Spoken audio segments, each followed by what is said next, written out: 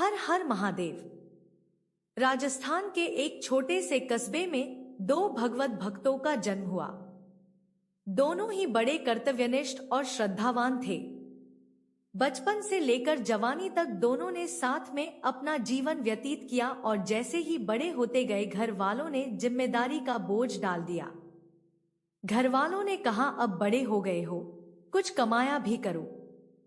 घर वालों की बात मानकर सेवाराम और मोतीराम ने कपड़े बेचने का काम प्रारंभ किया। कंधे पर कपड़ों के गठान बांधकर वह गली गली गांव-गांव कपड़े बेचने जाते थे। गर्मी के मौसम में सूती कपड़े और ठंड के मौसम में ऊनी कपड़े बेचते थे। एक बार दोनों दोस्त किसी गांव में सर्दी के मौसम में कपड़े बेचने जा रहे थे। तभी सेवाराम की नजर एक वृद्ध महिला पर गई। वह वृद्ध महिला बड़ी तीखी ठंड में कांप रही थी। सेवाराम को दया आ गई और उसने अपने कपड़े की गठान से एक कंबल निकालकर उस वृद्ध माता को दे दिया। वृद्ध माता को जब वह कंबल प्राप्त हुआ तो वह बड़ी प्रसन्न हुई और दिल से आशीर्वाद दिया, तुम दोनों दोस्त बड़े प्रसन्न रहोगे, भगवान का आशीर्वाद सदा तुम पर बना रहेगा। और मन से ऐसा आशीर्वाद निकल ही रहा था, तभी वह बुजुर्ग कहने लगी, तुम थोड़ी देर मेरे घर के बाहर रुको, मैं घर में अंदर से कुछ लेकर आती हूँ, उसे अपने साथ रखना। और वह ऐसा कहकर घर के अंदर चली गई और घर में स्थापित एक छोटी सी शंकर भगवान की मूर्ति लेकर बाहर आई और सेवाराम को हाथ में देते हुए कहने लगी, यह मेरे भोलेनाथ हैं, तुम इनकी सेवा करना। उनकी कृपा से तुम्हारे पास बहुत सी दुकानें हो जाएंगी और फिर तुम सेठ जी बनकर कमाते रहना, फिर तुम्हें भटकना नहीं पड़ेगा। उस वृद्धा की बात सुनकर मोतीराम खींच सा गया और माता से कहा, माता, हमें आशीर्वाद भले दो पर हमारे साथ ऐसा मजाक ना करो। हम गली गली घूमकर कपड़े बेचते हैं, हमारे पास इतना पैसा भी नहीं बचता कि आगे चलकर कोई दुकान खोल सके। वृद्ध माता ने कहा, चिंता मत करो, भगवान भोलेनाथ सब भला करेंगे। और ऐसा कहकर उस वृद्ध माताजी ने वह मूर्ति सेवाराम के हाथों में सौंप दी। सेवाराम बड़ा श्रद्धालु किस्म का इंसान था। वह बहुत प्रसन्न हो गया और उस मूर्ति को अपने साथ अपने घर लेकर आया। दूसरे दिन दोनों व्यापार करने निकले और आज उनको व्यापार में बहुत अधिक धन मिला। धीरे धीरे व्यापार धंधा बढ़ता गया। दोनों ने मिलकर एक साइकिल ले ली।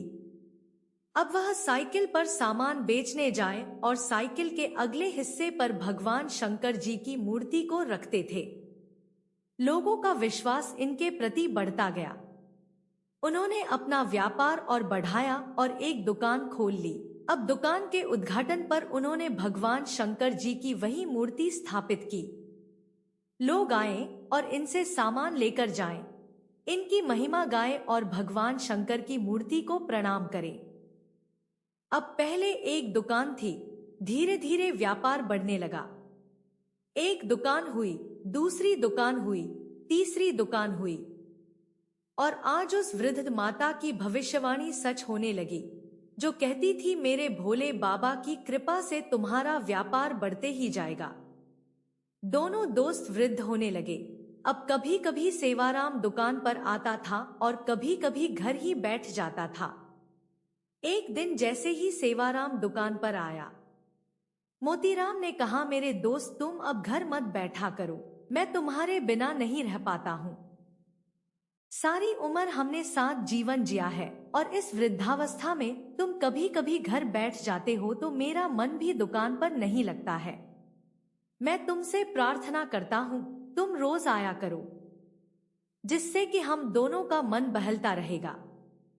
सेवाराम हंसते हुए कहने लगा, अरे मित्र, आजकल मेरा मन घर के नजदीक बने एक शिवालय में अटक गया है। मैं रोज वहां जाता हूं और भगवान शंकर जी की सेवा करता हूँ और सेवा करते करते कैसे समय व्यतीत हो जाता है, मुझे इस चीज का भान ही नहीं रहता। पर अगर तुम कह रहे हो तो मैं प्रयास करूंगा रोज आ सकूं। पर एक बात कहूं मोतीराम, तुम चिंता मत किया करो, हमारा व्यापार शुरू से परमात्मा संभालते आए हैं। और वह भोलेनाथ आगे भी हमारा व्यापार स्वयं संभालेंगे। अगर हम नहीं भी रहे तो वह आकर हमारा काम स्वयं देख कर जाएंगे। ऐसा कहकर सेवाराम अपने घर आ गया। दूसरा दिन हुआ।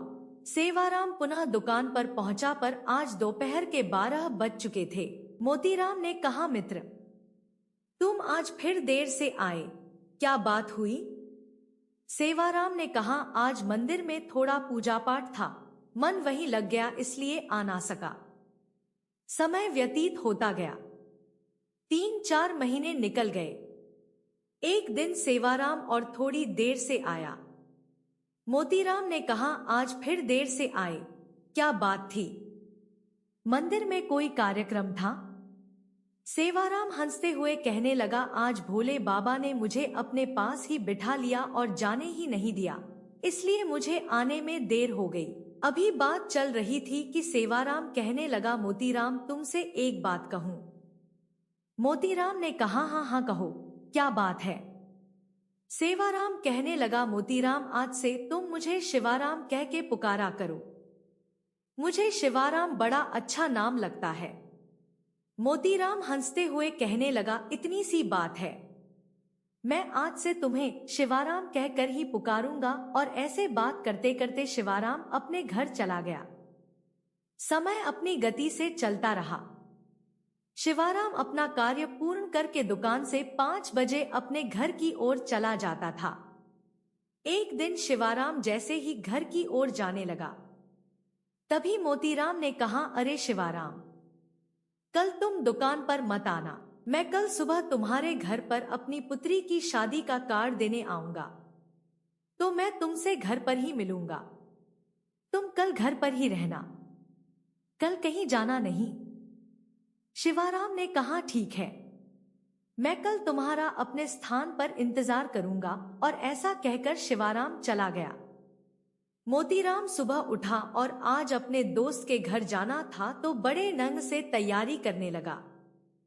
सामान लिया, अपने दोस्त के लिए मिठाई ली और अपने दोस्त को जो सामान खाने में पसंद था वह सारा सामान बाजार से लेकर दोस्त के घर की ओर चल पड़ा। मन में खुशी इतनी थी कि मैं अपने सच्चे दोस्त को अपनी कन्या की शादी का निमंत्रण देने जा रहा हूँ, और मार्ग में जो मिलता उसे कहता, आज मैं अपने दोस्त के घर जा रहा हूँ, आज मैं अपने सखा के घर जा रहा हूँ। और ऐसी खुशी में फूलता हुआ वह सेवाराम के घर आकर पहुंचा और जैसे ही घर के अंदर गया, उसने सबसे पहले सेवाराम के पोते को अपनी गोदी में उठा लिया और उसे प्यार से सहलाते हुए पूछने लगा, बेटा, दादा को बताना मत कि मैं आ गया हूं, हम दोनों मिलकर उसे अचंभित कर देंगे। तभी वह दोनों थोड़े और अंदर गए और जैसे ही अंदर गया, उसने सेवाराम की धर्मपत्नी को चक्की चलाते हुए देखा और प्रणाम करके पूछा, भाभी जी कैसी हो और भैया कैसे हैं? जब मोतीराम ने भाभी जी से यह सवाल किया तो सेवाराम की पत्नी की आंखों से आंसू आने लगे। मोतीराम कहने लगा, मैंने कुछ गलत पूछा है। तब वह पतिव्रता नारी कहने लगी, आप क्या पूछते हो? आपसे कौन सी बात छुपी हुई है? आप तो सब कुछ जानते हो। आपको पता है 6 महीने पहले ही सेवाराम जी का स्वर्गवास हो गया है। उसके बाद भी आप मुझसे ऐसा दुख देने वाला सवाल पूछते हो कि सेवाराम कैसे हैं, तो बताओ मैं तुम्हें इसका क्या जवाब दूं? मोतीराम ने जब सेवाराम के स्वर्गवास का सारा हाल जाना तो उसके मन को बड़ा धक्का लगा। वह अपने आप को संभालते हुए कहने लगा, भाभी जी आप ऐसा क्यों कहते हो? सेवाराम जी तो रोज मेरी दुकान पर 12 बजे आता है और 5 बजे चला जाता है। भाभी जी ने कहा, भाई जी आप कैसी मजाक करते हो?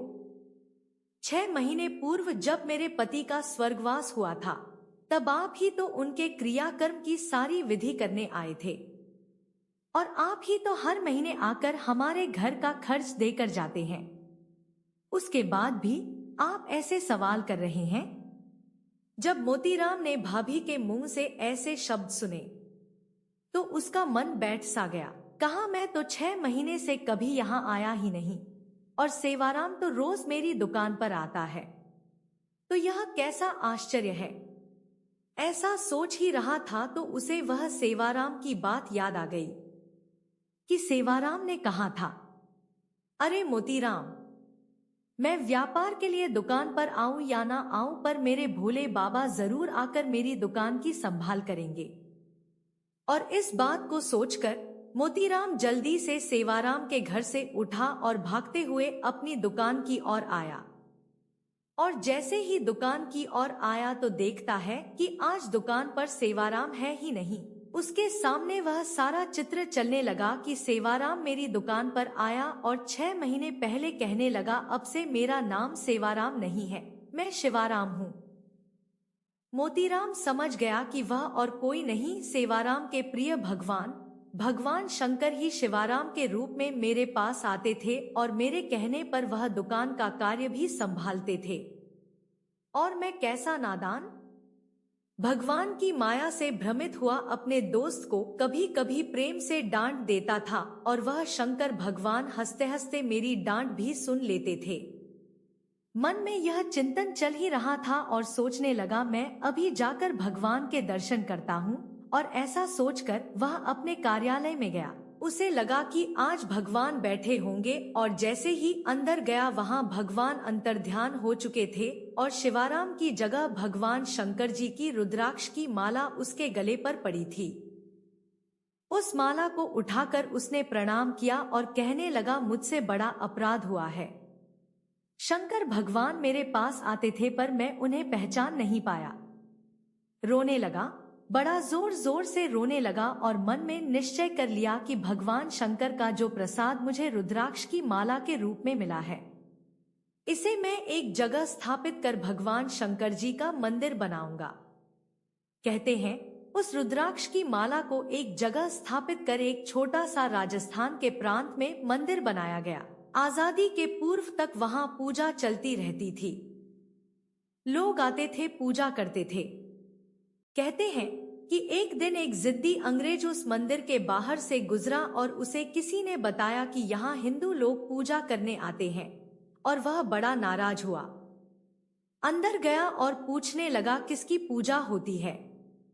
किसी ने कहा, यह रुद्राक्ष की माला है जो भगवान शंकर के गले से गिर गई थी, इसे ही स्थापित करके पूजा की जाती है। वह बड़ा जिद्दी था और उसने वहां से वह माला हटवा दी और कहा, मैं इसे जला दूंगा। और एक चौक के बीच में अग्नि लगाकर उसने उस माला को उस आग में डाल दिया। पर भगवान का चमत्कार हुआ, वह माला तो जल नहीं पाई। आग बड़े वेग से जलती रही पर उस माला को रत्ती भर भी नुकसान नहीं हुआ। यह देखकर अंग्रेज बड़ा विस्मित हो गया और रात को जब अपने घर सोने गया तो भगवान शंकर जी के प्रकोप से उस अंग्रेज का सारा घर जल गया। उसके घर में कुछ भी नहीं बचा और भागता भागता वह घर से बाहर आया।